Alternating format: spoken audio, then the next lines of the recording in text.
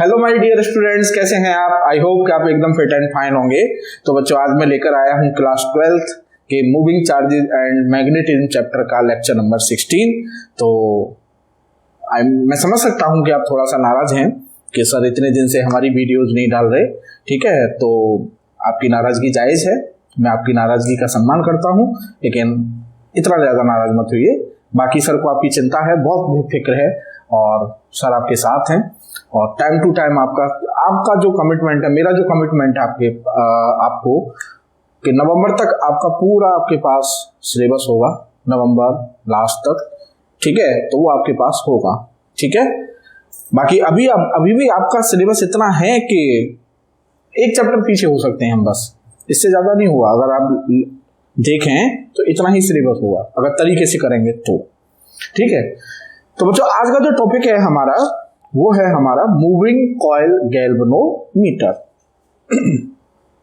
तो moving coil galvanometer simple topic है, कोई ज़्यादा लंबा टॉपिक नहीं है, कोई वैसा टॉपिक नहीं है समझने में ज़्यादा एनर्जी मांगता है, नहीं, सिंपल है। बस इसकी कंस्ट्रक्शन थोड़ा लॉजिकल है।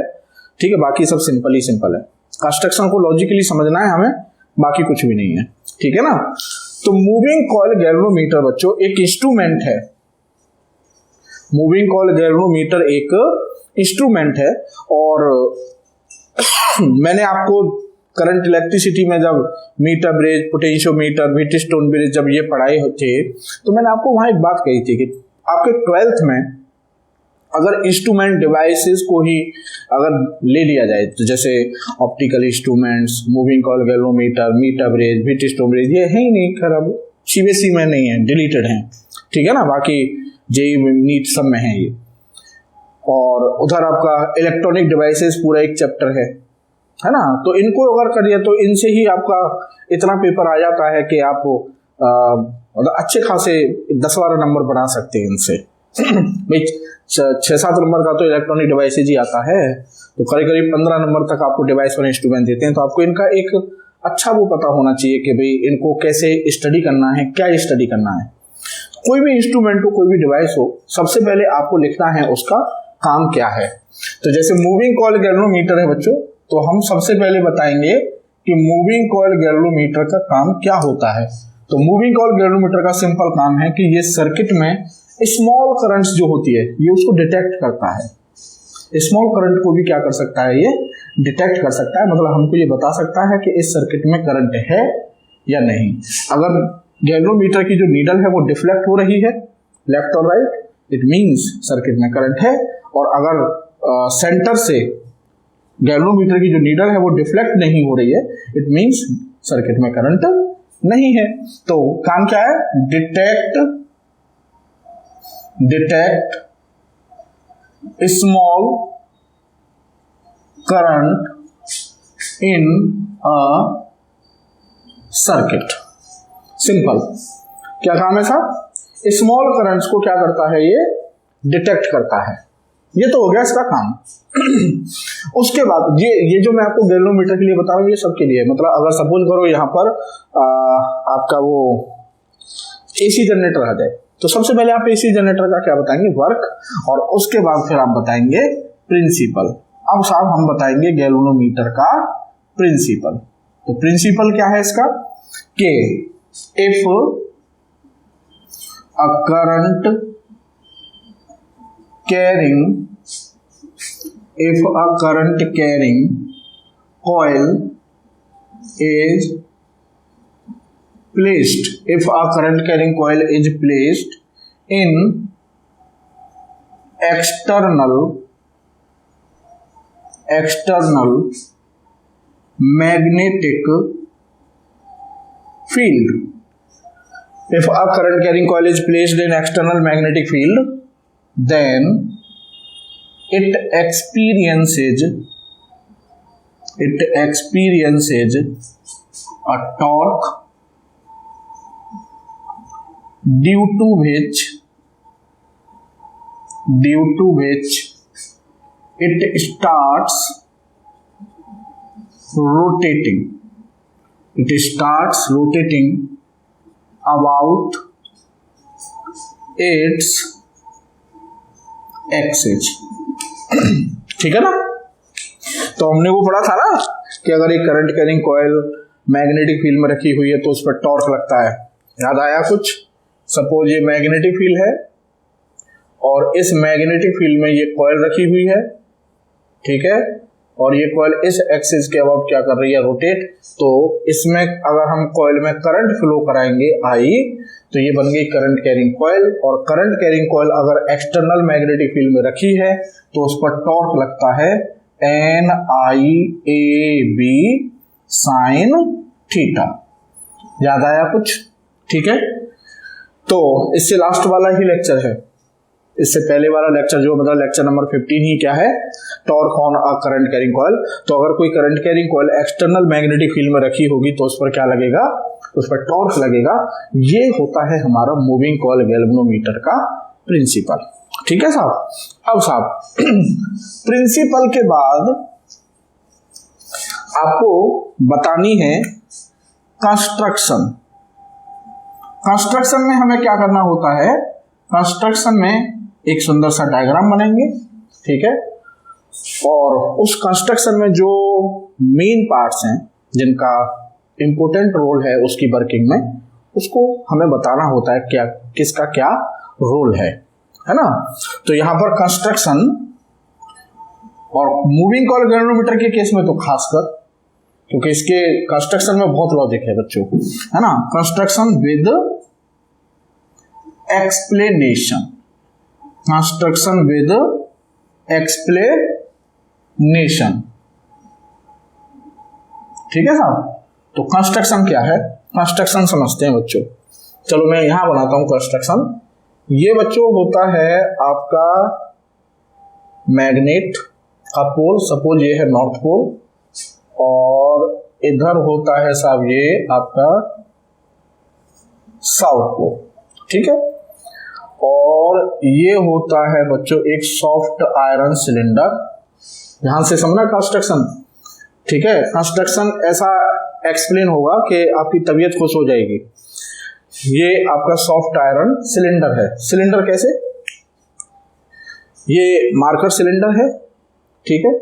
तो ये मार्कर मतलब सिलेंडर बोर्ड पर ऐसे रखा हुआ है, ऐसे, समझ रहे हैं आप, और आपको उसका क्रॉस सेक्शन दिखाई दे रहा है, ठीक है। तो ये सिलेंडर हो गया, इस तरह से इसकी लेंथ है ये, और ये हमें इसका क्या दिखाई दे रहा है, क्रॉस सेक्शन। क्लियर। इस सिलिंड्रिकल कोर के ऊपर जो सॉफ्ट आयरन सिलेंडर है, इसके ऊपर हमने एक कॉइल वाइंड कर दी। क्या कर दिया साहब, कॉइल वाइंड कर दी हमने। ये कैसे, कॉइल कैसे वाइंड होगी, जैसे ये है सिलेंडर, तो यहां से ऐसे ली कॉइल तार, और ऐसे यूं, फिर ऐसे, इस तरह से हमने कॉइल इसके ऊपर क्या कर रखी है, वाइंड कर रखी है। समझ रहे हैं आप, ठीक है ना। तो ये हो गई कॉइल, मतलब ये ऐसे जा रही है, फिर ऐसे लेंथ के अलोंग पीछे जाएगी, फिर पीछे वाले क्रॉस सेक्शन से ऐसे लौट के फिर लेंथ के अलोंग ऐसे आ रही है। तो इस तरह से हमने इस पर ये कॉइल तार जो है वाइंड कर रखा है। अब साहब यहां पर बच्चों ये लगी रहती है एक स्पाइरल स्प्रिंग, ठीक है। ये क्या है, spiral spring. What is this, ये स्पाइरल स्प्रिंग। क्या यूज है, क्या कैसे, वो सब इस पर डिस्कशन करेंगे। और इन्हें हम बोलते हैं कॉनकेव शेप पोल्स, ठीक है। और ये है आपका soft iron cylindrical core, soft iron cylindrical core, ठीक है। अब साहब कंस्ट्रक्शन में जो इंपोर्टेंट पार्ट्स हैं इनकी हमें एक्सप्लेन करनी है अब, ठीक है ना, कि क्या चीज क्या है। तो ये आपने लिख लिया होगा, मैं इसको अब हटा देता हूं, वर्क और प्रिंसिपल को, ठीक है ना। चलो इसको भी हटा देते हैं मूविंग कॉइल गैल्वेनोमीटर को, और कंस्ट्रक्शन हमारी चली रही है, इसको अब हम हटा लेते हैं। तो बच्चों अब बात करते हैं 1 बाय 1, क्वेश्चन आंसर का सेशन अब शुरू होगा, ठीक है। तो बच्चों सबसे पहला जो क्वेश्चन आता है, सबसे पहला क्वेश्चन आता है कि ये जो इसमें सॉफ्ट आयरन सिलेंडर की जो कोर है, मतलब जिसके ऊपर हमने कॉइल को वाइंड किया है, उस सॉफ्ट आयरन सिलेंडर की कोर क्यों यूज की जा रही है, समझ ठीक है। तो सबसे पहला क्वेश्चन है किसको लेके, soft iron cylindrical core, soft iron cylindrical core why, क्या वाई, ठीक है साहब।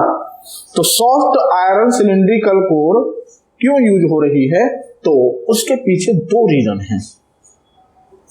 अभी जब हम अगला नेक्स्ट चैप्टर जब पढ़ेंगे जिसका टॉपिक है मैग्नेटिज्म एंड मैटर, तो वहां पर हम paramagnetic, diamagnetic, ferromagnetic type of materials पढ़ेंगे।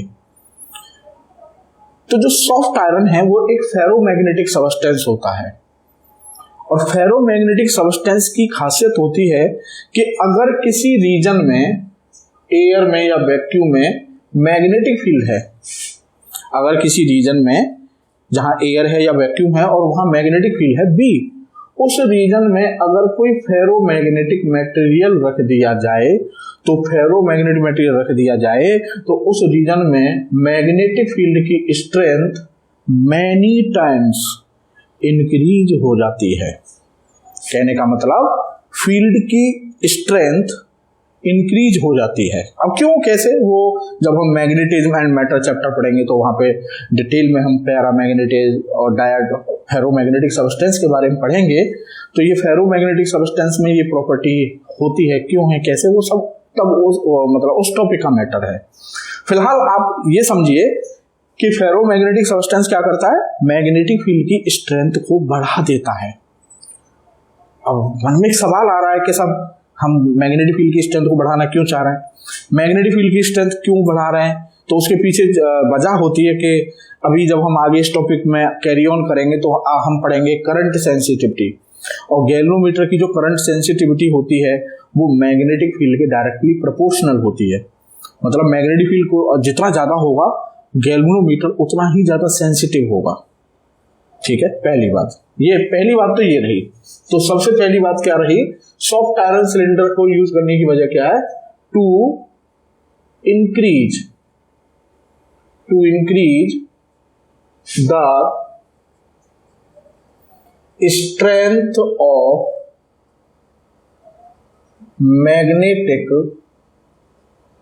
Field, to increase the strength of magnetic field. पहला यूज तो इसका ये है।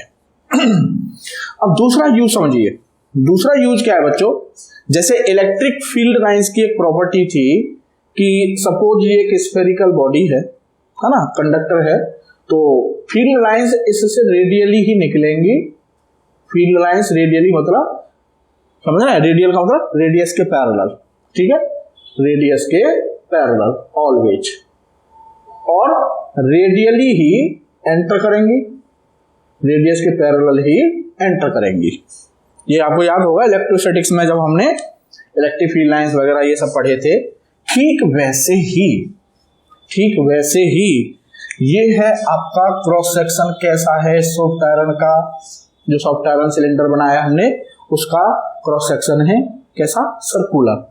तो इसमें जो मैग्नेटिक पोल्स में बीच में रखा है वो सिलेंडर, ये मैग्नेटिक पोल्स है नॉर्थ और साउथ, तो उनका अपना एक फील्ड होगा।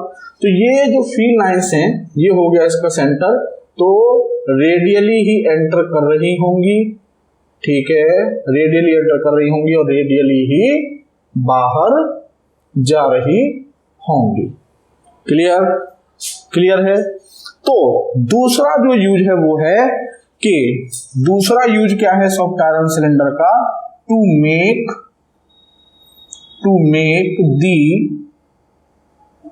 Magnetic field, to make the magnetic field radial, to make the magnetic field radial. Clear, मतलब फील्ड को रेडियल बनाने के लिए। हाँ मैं समझ रहा हूं, अब आपके मन में एक सवाल आ रहा होगा कि साहब वाई रेडियल,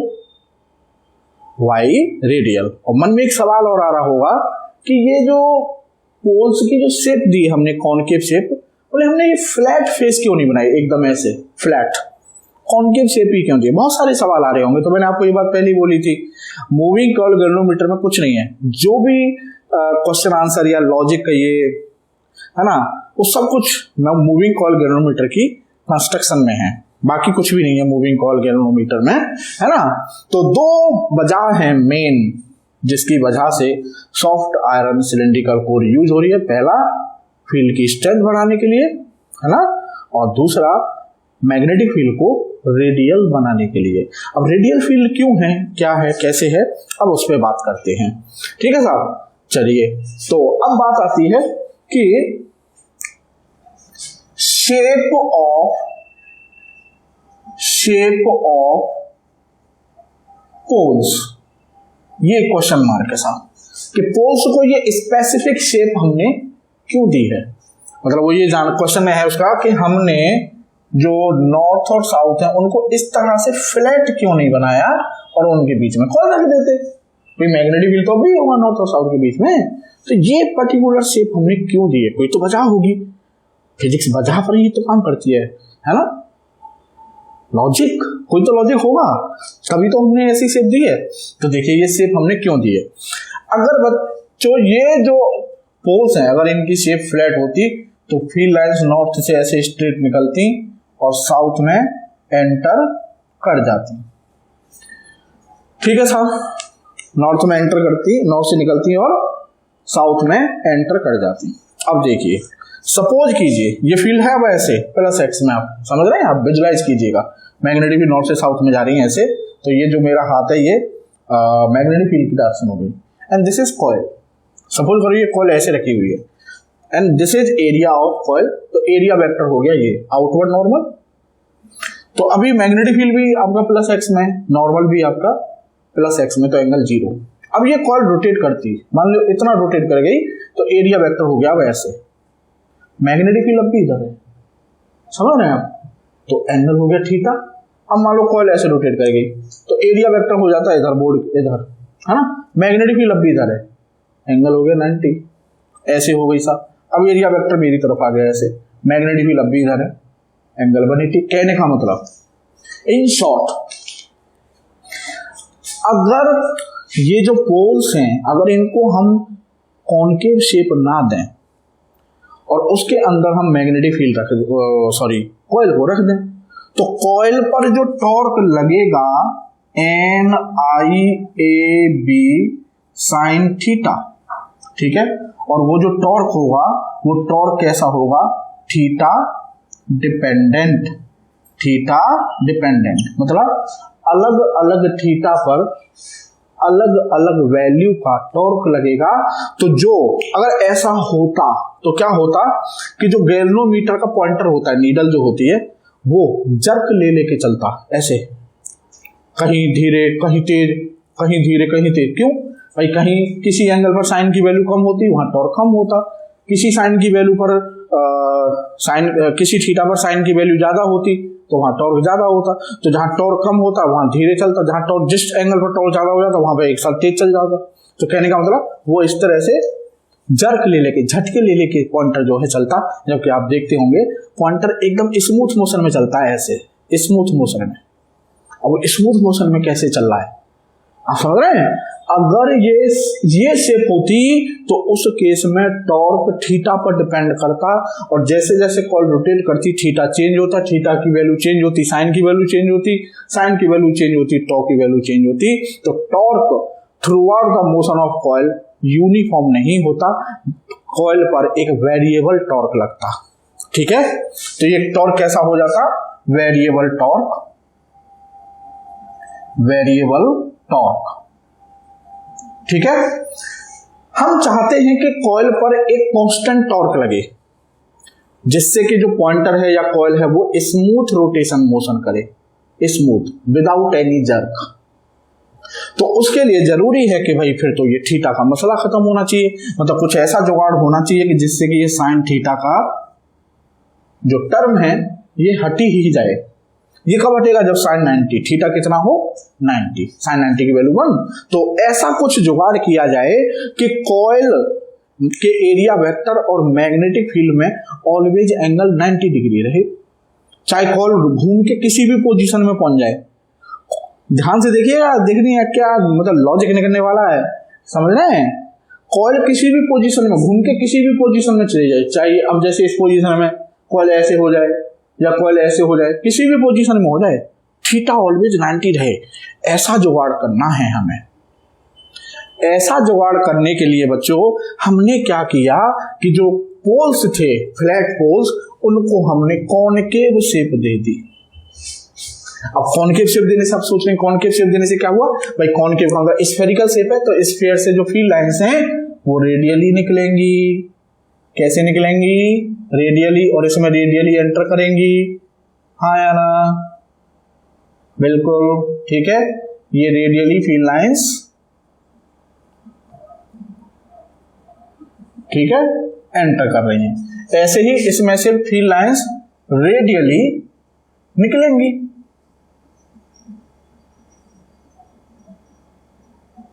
थोड़ा भावनाओं को समझना, ड्राइंग मेरी कमजोर है। सारी फील्ड लाइंस इस तरह से हैं कि वो आगे पीछे बढ़ाने पर कहां जाएंगी? सेंटर पर, मतलब रेडियली हो गई। ठीक है साहब, तो ये हो गया साहब हमारा फील्ड। क्लियर? ये हो गया हमारा फील्ड, नॉर्थ से निकल रही है, साउथ में एंटर कर रही हैं। ये हो गया साहब साउथ। अब देखिए साहब, है ना, तो शेप ऑफ पोल, बोले कौन के शेप क्यों दे रहे हैं हम, है ना, तो वो कह रहा है कि फील्ड को रेडियल बनाने के लिए, फील्ड को रेडियल बनाने के लिए, मतलब जिससे कि फील्ड रेडियस के पैरेलल आए और रेडियस के पैरेलल ही निकले। बोले उससे क्या होगा, है ना। अगला क्वेश्चन अब उसने कर दिया, why radial magnetic field, why radial magnetic field. Magnetic field radial क्यों? रेडियल मैग्नेटिक फील्ड इसलिए बच्चों, देखिए अभी कॉइल सपोज करो इस पोजीशन में है, तो जब इस पोजीशन में है तो ये वाला जो मैग्नेटिक फील्ड है और ये वाला जो मैग्नेटिक फील्ड है, ये कॉइल को क्या कर रहा है, ये कॉइल को कर रहा है जी टच। ठीक है, ये वाला मैग्नेटिक फील्ड और ये वाला मैग्नेटिक फील्ड, है ना। बाकी ये मैग्नेटिक फील्ड टच नहीं कर रहा, ये वाला मैग्नेटिक फील्ड टच नहीं कर रहा, ये वाला कोई नहीं कर रहा, है ना। और जो मैग्नेटिक फील्ड टच कर रहा है इस पोजीशन में, वो कॉइल के प्लेन के, ये कॉइल ऐसे रखी हुई है, ध्यान से देखिएगा, ये कॉइल रेक्टेंगुलर कॉइल है, ये सिलेंडर के ऊपर ऐसे रखी हुई है ऐसे, तो ये कॉइल का एरिया है, समझ रहे हैं आप, ये कॉइल का एरिया वेक्टर है, मतलब एरिया तो एरिया वेक्टर ये होगा। और ये कॉइल का आपको क्रॉस सेक्शन दिख रहा है, ये वाला, समझ रहे हैं, इधर से जो दिख रहा है ये दिख रहा है, तो ये कॉइल ऐसे जा रही है, पीछे ऐसे यूं होके ऐसे करके आ रही है सिलेंडर के ऊपर रेक्टेंगुलर शेप में। क्लियर? तो ये जो फील्ड है ये है रेडियस के पैरेलल, मतलब कॉइल के प्लेन के पैरेलल, या कहिए एरिया वेक्टर। भाई इस कॉइल का एरिया वेक्टर ऐसे होगा, यूं या यूं, ऐसे मान लो ये एरिया वेक्टर है, तो एरिया वेक्टर में और मैग्नेटिक फील्ड है किसके अलोंग, इस रेडियस के डायमीटर के अलोंग, ये वाला जो डायमीटर है, तो ये रेडियस इसके डायमीटर के परपेंडिकुलर होगी नहीं होगी, थीटा हो गया 90। ठीक है, अब साहब सपोज करो ये कॉइल रोटेट होके ऐसे हो गई, मतलब जो कॉइल है वो इस पोजीशन में आ गई ऐसे, तो कोई दिक्कत नहीं। अब जो कॉइल को टच कर रहा है ये वाला मैग्नेटिक फील्ड और ये वाला मैग्नेटिक फील्ड कर रहा है टच, तो कहने का अब ये इसके पैरेलल होगी नहीं होगी, कहने का मतलब जो ये वाला मैग्नेटिक फील्ड है ये कॉइल के प्लेन के पैरेलल हो गया, कॉइल के प्लेन के पैरेलल हो गया, मतलब अब इसका एरिया वेक्टर कॉइल का इधर आएगा ऐसे, मैग्नेटिक फील्ड ऐसे, तो मैग्नेटिक फील्ड और एरिया वेक्टर में एंगल फिर से क्या हो गया, थीटा। कहने का मतलब कॉइल चाहे इस पोजीशन में हो, चाहे इस पोजीशन में हो, चाहे इस पोजीशन में हो, किसी भी पोजीशन में हो, थीटा ऑलवेज क्या रहेगा, 90। ठीक है, और थीटा ऑलवेज 90 रहेगा, तो साइन 90 की वैल्यू 1, साइन 90 की वैल्यू 1। तो वाई रेडियल मैग्नेटिक फील्ड, तो इसका रीजन है field remains parallel, field remains parallel to the plane of coil in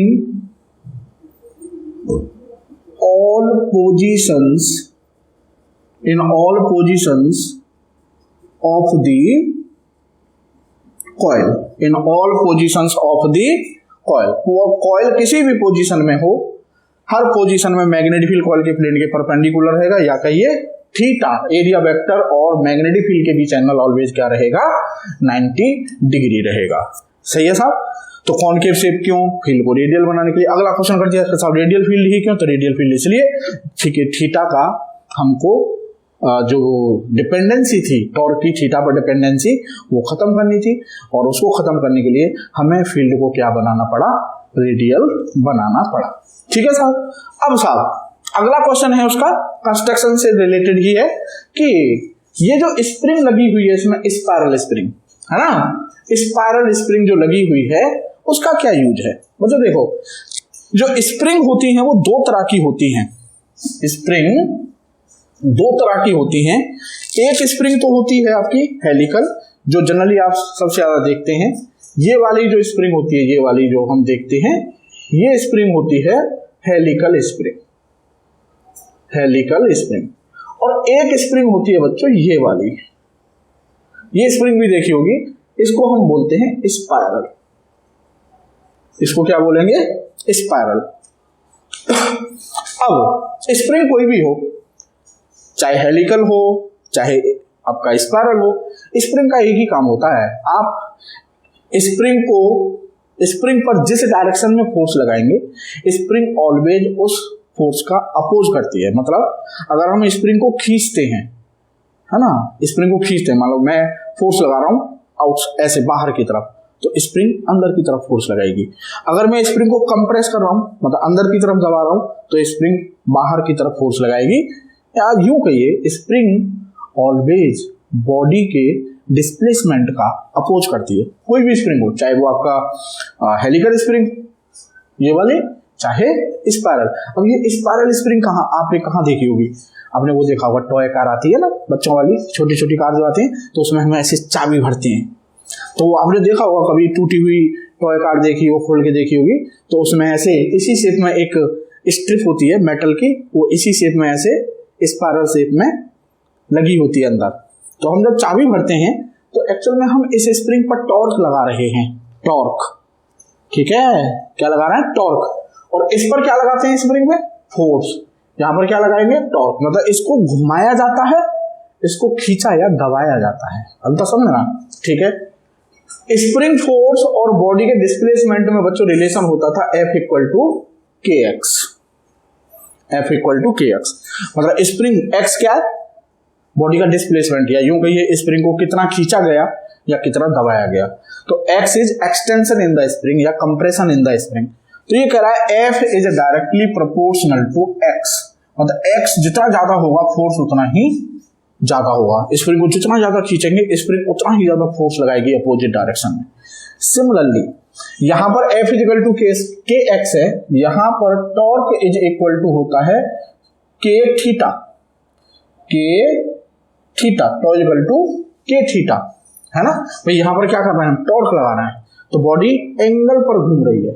displacement जो हो रहा है कैसा हो रहा है, एंगुलर डिस्प्लेसमेंट, कितने एंगल पर हमने उसको ट्विस्ट कर दिया, है ना।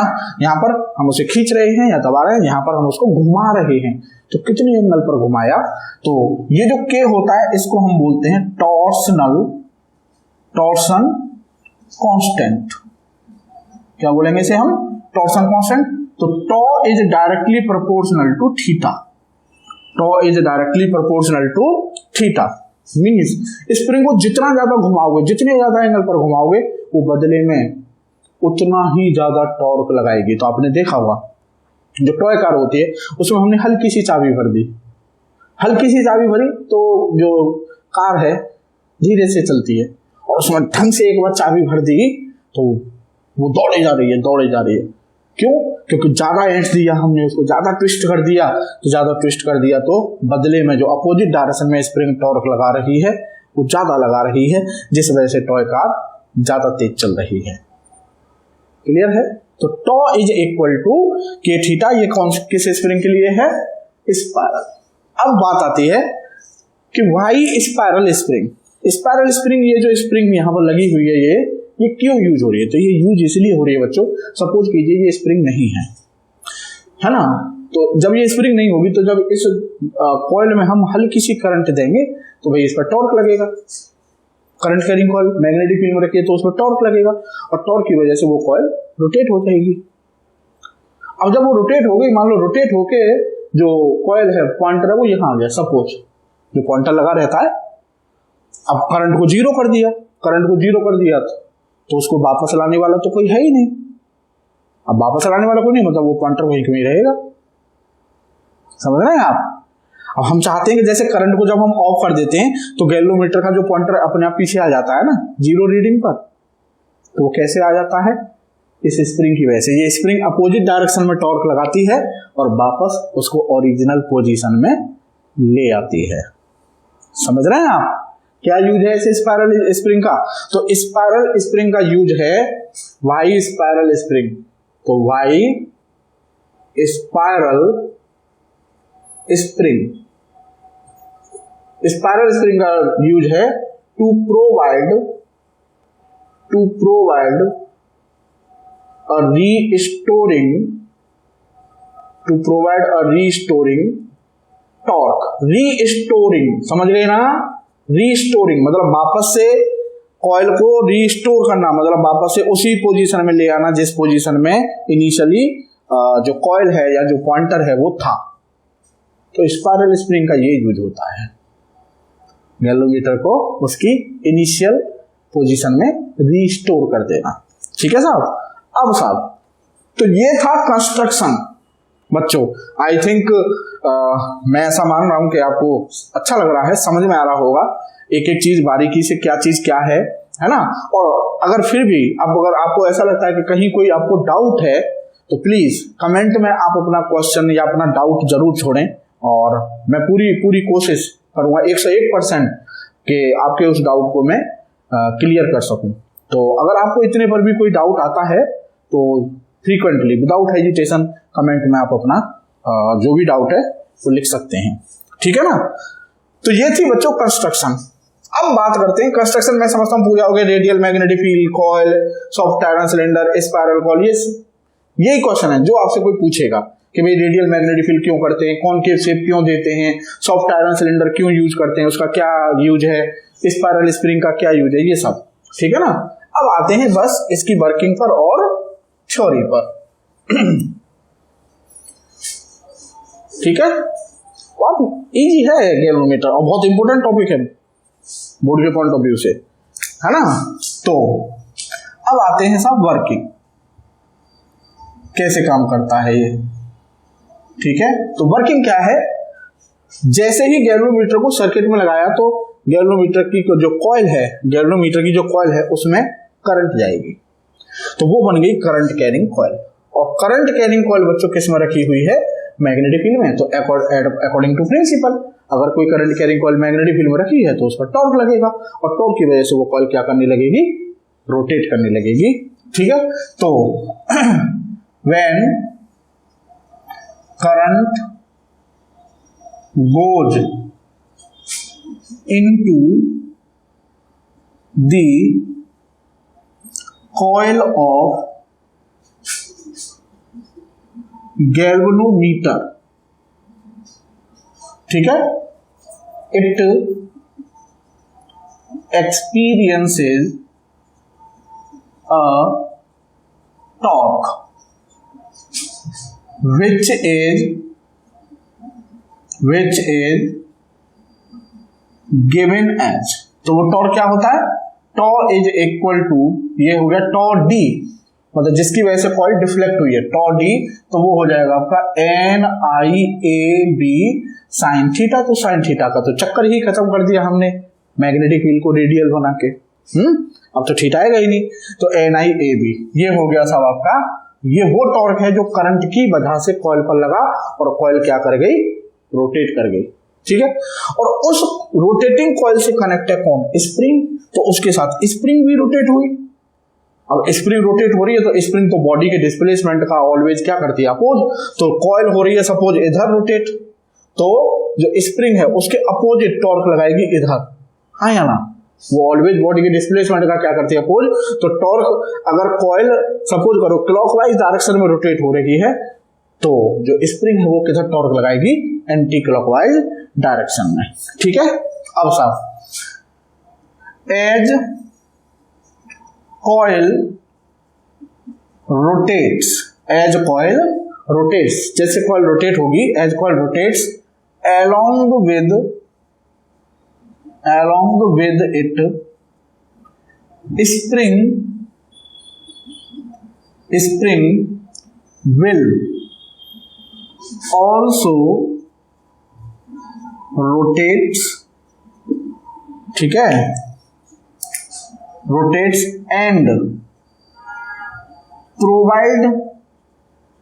and provide a restoring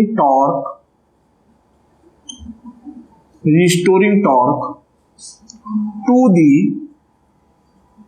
coil, coil को क्या प्रोवाइड करेगी, एक रीस्टोरिंग टॉर्क, और कितना करेगी, टॉ are is equal to K theta. ये हो गया साहब आपका इक्वेशन सेकंड, ठीक है।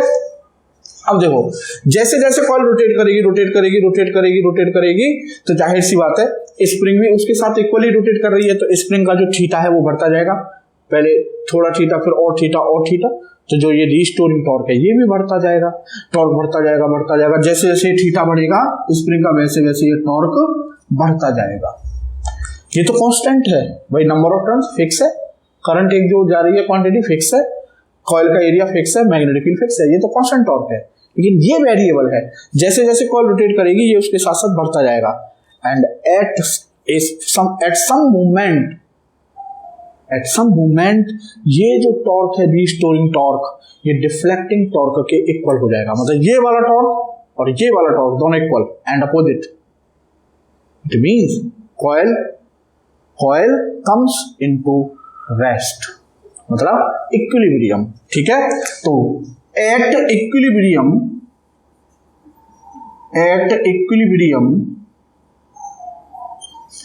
जब इक्विलिब्रियम में कॉल आएगी तो टॉ D becomes equal to tau r, so NIAB equal to k theta, NIAB equal to k theta।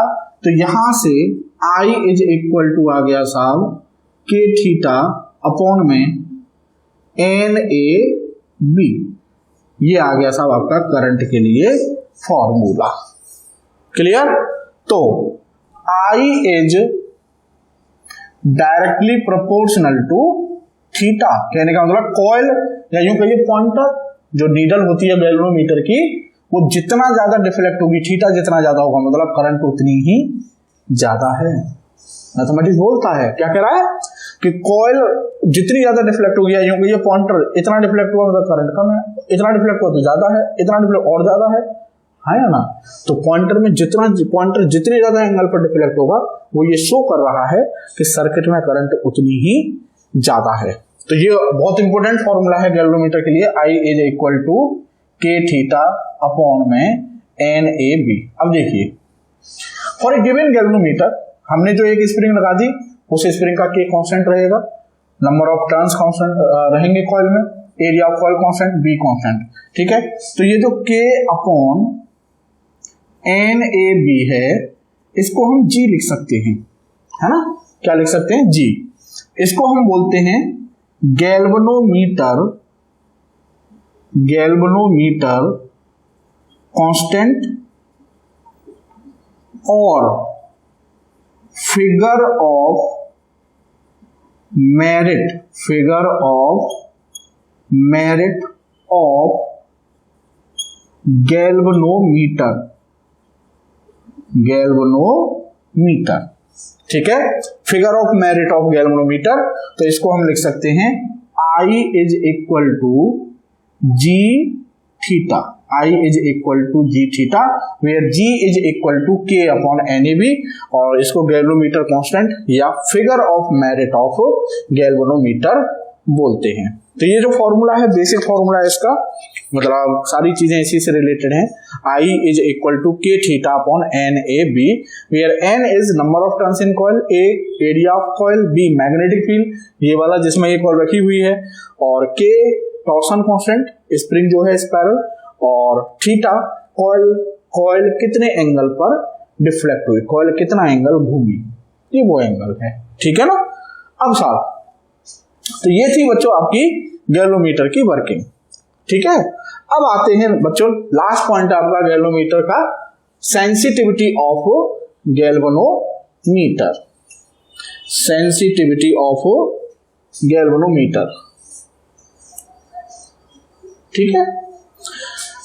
चलिए तो अब है आपका सेंसिटिविटी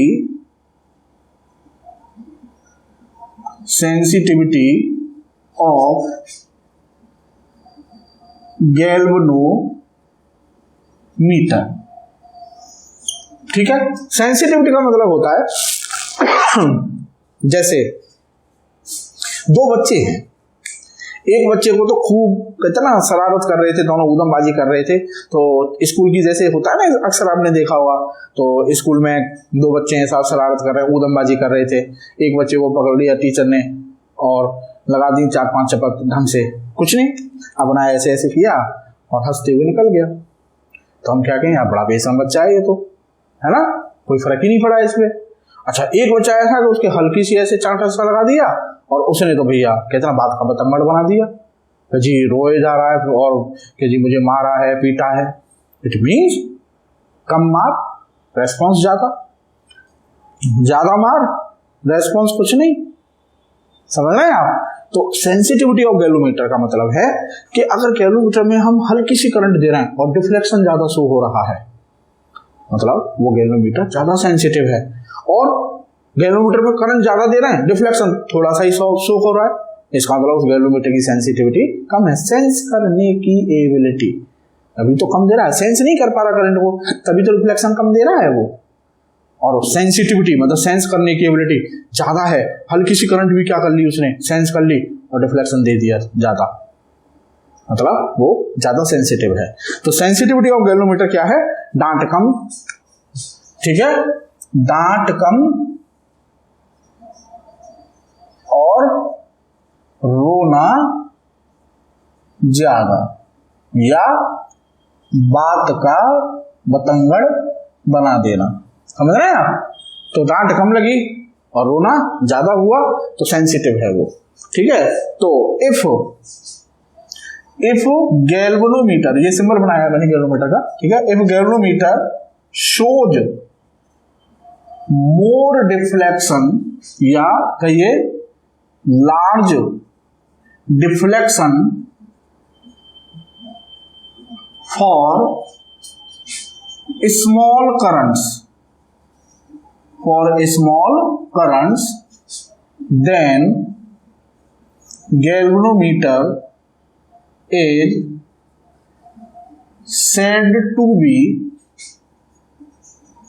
sensitive.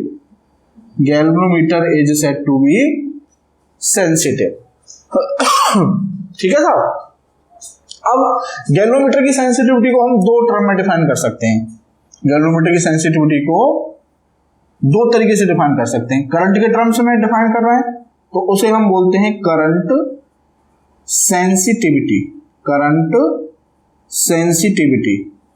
और अगर वोल्टेज के टर्म्स में डिफाइन कर रहे हैं तो उसको हम बोलते हैं वोल्टेज सेंसिटिविटी, वोल्टेज सेंसिटिविटी, ठीक है। अब करंट सेंसिटिविटी क्या है बच्चों, देखिए 3 गैल्वेनोमीटर सपोज करो हमारे पास, और तीनों को हमने 1-1 एम्पियर करंट दी बराबर बराबर, है ना, मतलब 3 बच्चे हैं, तीनों में बराबर बराबर मान लगाई। ज्यादा सेंसिटिव कौन सा होगा, जो ज्यादा रोएगा। सबसे कम सेंसिटिव कौन सा होगा, जो सबसे कम रोएगा या रोएगा ही नहीं, है ना। तो ऐसे 3 गैल्वेनोमीटर में तीनों को हमने बराबर बराबर करंट दी 1 एम्पियर। तो 1 एम्पियर पर एक गैल्वेनोमीटर ने सपोज करो ये है 0 वाला डिफ्लेक्शन, तो एक ने तो दिया ये डिफ्लेक्शन, ठीक है, दूसरे ने दिया ये डिफ्लेक्शन और तीसरे ने दिया ये डिफ्लेक्शन। तो सबसे ज्यादा डिफ्लेक्शन कौन दे रहा है, 1 2 3 वाला, और सबसे कम ये 1 एम्पियर पर। तो 1 एम्पियर पर इक्वल करंट दी, उसके लिए रेस्पॉन्स सबसे ज्यादा कौन दे रहा है, तीसरे वाला, मतलब ये ज्यादा सेंसिटिव है। तो हाउ टू मेजर सेंसिटिविटी का मतलब ये है कि आपको ये पता करना है कि 1 एम्पियर पर कितना डिफ्लेक्शन आ रहा है। तो 1 एम्पियर पर जिसमें ज्यादा डिफ्लेक्शन आ रहा होगा वही ज्यादा सेंसिटिव है। तो कैसे करेंगे, सपोज हमने गैल्वेनोमीटर को दी आई करंट पर हमें डिफ्लेक्शन मिला कितना, थीटा, तो 1 एम्पियर करंट देंगे तो कितना रिफ्लेक्शन मिलेगा, थीटा अपॉन आई। और 1 एम्पियर करंट देने पर जो रिफ्लेक्शन मिलता है वही, उससे ही क्या मेजर हो जाएगी आपकी सेंसिटिविटी। तो 1 एम्पियर करंट के लिए रिफ्लेक्शन थीटा अपॉन आई, यही आपका क्या मेजर करेगा, करंट सेंसिटिविटी एस आई। तो एस आई करंट सेंसिटिविटी हो गई साहब theta upon I. Current sensitivity को डिनोट कर रहे हैं हम किससे, एस आई से। एस मतलब करंट, आई मतलब सॉरी एस मतलब सेंसिटिविटी, आई मतलब करंट। अब इस आई के लिए हम फॉर्मूला अभी अभी निकाला था, ये जो फॉर्मूला था आई equal to K theta upon में एन ए बी था ये फॉर्मूला। इस फॉर्मूले से यहां से आई की वैल्यू रख देंगे तो S I is equal to आ जाएगा साहब थीटा अपॉन आई। आई की वैल्यू रखेंगे तो के थीटा, एन ए बी आपका चला जाएगा ऊपर, थीटा से थीटा कैंसिल, तो एस आई की वैल्यू आ जाएगी एन ए बी अपॉन में के। ठीक है, ये आ गया करंट सेंसिटिविटी के लिए फॉर्मूला। अब वोल्टेज सेंसिटिविटी बिल्कुल पूरी फिजिक्स एक जैसी होती है। जैसे यहां पर ये डिफाइन किया करंट को लेके, यहां पर डिफाइन करेंगे वोल्टेज को लेके कि अगर हम गैल्वेनोमीटर पर 20 वोल्ट लगाएं बैटरी से या सेल से, ठीक है 20 वोल्ट, तो हमें डिफ्लेक्शन मिलता है कितना, थीटा। तो 1 वोल्ट के लिए कितना मिलेगा, थीटा अपॉन वी। और 1 वोल्ट के लिए जितना डिफ्लेक्शन मिल रहा है that is called voltage sensitivity SB. So SB is equal to theta upon V. अब V is equal to होता है IR ओम्स लॉ से, तो IR I की वैल्यू हम यहां से रख सकते हैं, तो ये हो जाएगा सब आपका थीटा अपॉन I की वैल्यू के थीटा और NAB सॉरी यहां पर R, थीटा से थीटा कैंसिल, तो SB is equal to हो जाएगा आपका NAB अपॉन के R, NAB अपॉन सॉरी के आर। ठीक है साहब। अब साहब देखो जरा ध्यान से, ये है एन ए बी अपॉन के और ये यहाँ पर एन ए बी अपॉन के, मतलब इसकी जगह हम करंट सेंसिटिविटी रख सकते हैं। तो ये हो जाएगा आपका relation between current sensitivity and voltage sensitivity. लो जी, ये आपका दोनों सेंसिटिविटीज में क्या आ गया, रिलेशन आ गया, S B is equal to S I upon R. ठीक है, तो गैल्वेनोमीटर की सेंसिटिविटी को हम वोल्टेज के टर्म्स में भी मेजर कर सकते हैं और करंट के टर्म्स में भी। फाइनल जो लास्ट है आपका, वो आपसे एग्जाम में कई बार पूछा जाता है कि how to increase the sensitivity of a galvanometer, how to increase the sensitivity of a galvanometer. तो ये इंपॉर्टेंट क्वेश्चन है, ये बोर्ड में भी आ चुका है, ठीक है ना। How to increase sensitivity, how to increase sensitivity of galvanometer। ठीक है, तो मैथमेटिक्स बोलता है ना भाई, करंट सेंसिटिविटी का फॉर्मूला है S I equal to N A B upon में के। क्लियर। तो देखो फॉर्मूला क्या कह रहा है, current sensitivity is directly proportional to number of turns. तो नंबर ऑफ डायरेक्टली प्रोपोर्शनल है, तो नंबर ऑफ टर्न्स को बढ़ाएंगे तो करंट सेंसिटिविटी बढ़ेगी। ठीक है, उसके बाद S I is directly proportional to A, तो कॉइल का एरिया बढ़ाएंगे तो सेंसिटिविटी बढ़ेगी। उसके बाद S I is directly proportional to B, magnetic field बढ़ाएंगे तो सेंसिटिविटी बढ़ेगी। अब आपको याद आया शुरू में जो मैंने आपको बताया था सॉफ्ट आयरन सिलेंडर कोर क्यों यूज हो रही है, मैग्नेटिक फील्ड को बढ़ाने के लिए। तो फिर सवाल आ रहा था मन में कि साहब मैग्नेटिक फील्ड क्यों बढ़ाना चाह रहे हैं, क्योंकि मैग्नेटिक फील्ड कब बढ़े, कैसे। अब दो तरीके, या तो जो मैग्नेट है ये मैग्नेट बहुत बड़ी बनाओ, है ना, अगर ये मैग्नेट पोल बहुत बड़े बनाते हैं तो गैल्वेनोमीटर का साइज बहुत बड़ा हो जाएगा। ठीक है, वो हम कर नहीं सकते, हमें एक रीजनेबल साइज चाहिए। ठीक है, अब कैसे बढ़ाएं, तो हमने फेरोमैग्नेटिक मटेरियल की प्रॉपर्टी का यूज किया कि अगर एयर में फील्ड है उस जगह को फेरोमैग्नेटिक मटेरियल से भर दें तो वहां मैग्नेटिक फील्ड बढ़ जाएगा। तो मैग्नेटिक फील्ड बढ़ेगा, हम बढ़ाना क्यों चाह रहे हैं, क्योंकि मैग्नेटिक फील्ड जितना ज्यादा होगा गैल्वेनोमीटर की सेंसिटिविटी उतनी ही ज्यादा होगी। ठीक है, और फोर्थ फैक्टर है S I is inversely proportional to K, मतलब स्प्रिंग कांस्टेंट जितना कम होगा सेंसिटिविटी उतनी ही ज्यादा होगी। तो जो स्प्रिंग होती है, ये जो स्पाइरल स्प्रिंग होती है ये बच्चों ये बहुत ही सॉफ्ट होती है, के जो होता है ना वो हार्डनेस और सॉफ्टनेस बताता है। स्प्रिंग का के जितना ज्यादा होगा स्प्रिंग हार्ड होगी, मतलब वो आसानी से न खिंचेगी, न दबेगी, न घूमेगी, समझ रहे हैं। और स्प्रिंग अगर के कम है मतलब वो सॉफ्ट होगी, मतलब उसको हम आसानी से खींच सकते हैं, आसानी से दबा सकते हैं, आसानी से घुमा सकते हैं। तो जो स्प्रिंग है वो बहुत सॉफ्ट होती है, बहुत सॉफ्ट होती है ये वाली स्प्रिंग। तो क्यों? क्योंकि उसका के बहुत कम होना चाहिए। के कम क्यों होना चाहिए? क्योंकि सेंसिटिविटी हमको ज्यादा से ज्यादा रखनी है। तो ये था बच्चों हमारा मूविंग कॉइल गैल्वेनोमीटर, और आई थिंक आपको समझ में आया होगा। और अभी अगर कोई दिक्कत नहीं है, कोई भी अगर आपको ऐसा लगता है कि डाउट है अभी, तो कमेंट बॉक्स में जरूर लिखें अपना क्वेश्चन, मैं डेफिनेटली उसका आपको रिप्लाई दूंगा। तो ये सेकंड लास्ट लेक्चर है। इसके बाद हम लास्ट लेक्चर लेकर आएंगे simple conversion of galvanometer into ammeter and voltmeter, मतलब गैल्वेनोमीटर को हम एमीटर में कैसे कन्वर्ट करते हैं, वोल्टमीटर में कैसे कन्वर्ट करते हैं, और उसके साथ साथ कन्वर्ट ही क्यों करते हैं, मतलब गैल्वेनोमीटर को हम डायरेक्टली एमीटर या वोल्टमीटर की तरह यूज क्यों नहीं कर सकते। तो नेक्स्ट टॉपिक और लास्ट चैप्टर का, इस चैप्टर का लास्ट लेक्चर आपको कल मिलेगा, ठीक है। तो मिलते हैं आपसे नेक्स्ट लेक्चर में नए टॉपिक के साथ। तब तक के लिए थैंक यू, जय हिंद।